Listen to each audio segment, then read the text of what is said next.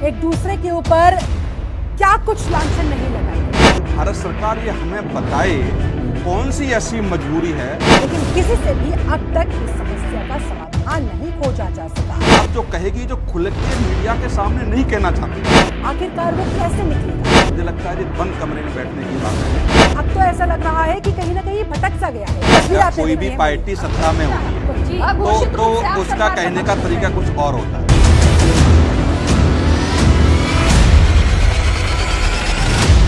हमारे साथ डॉक्टर सुनील कौशिक वरिष्ठ पत्रकार भी जुड़ चुके हैं। आपका भी बहुत बहुत स्वागत करती हूं मैं। सर आता है देखो शिल्पा, जितने भी बड़े देश के आंदोलन आप देखोगी और 4 या 5 दशक की समीक्षा करोगी तो जितने भी आंदोलन हुए हैं उन सारे में सबको 2-2 कदम पीछे हटना पड़ा है।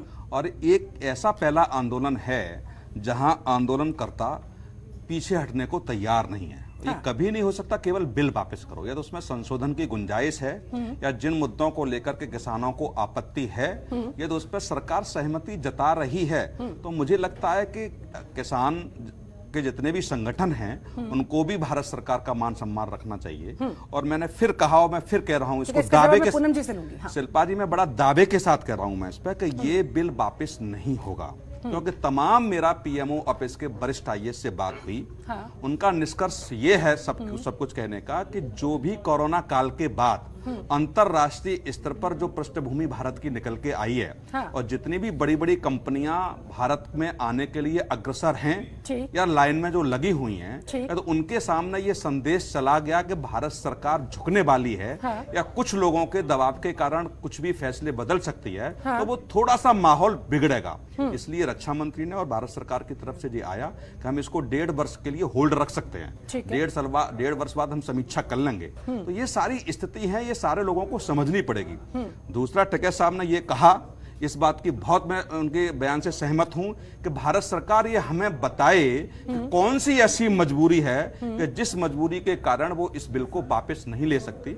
मुझे लगता है ये बंद कमरे में बैठने की बातें हैं। यदि भारत सरकार किसान संगठनों के प्रतिनिधियों से ये बात जो कहेगी जो खुल के मीडिया के सामने नहीं कहना चाहती है या उनके अधिकारी मीडिया के सामने नहीं कहना चाहते। ठीक है। और जिस तरह से आपने नाटक करने की बात कही उसी पर सुनील कौशिक जी आपसे जानना चाहूंगी, आखिर नाटक कर कौन रहा है? ये 2 पैमाने है किसके? किसानों के कि सरकार के?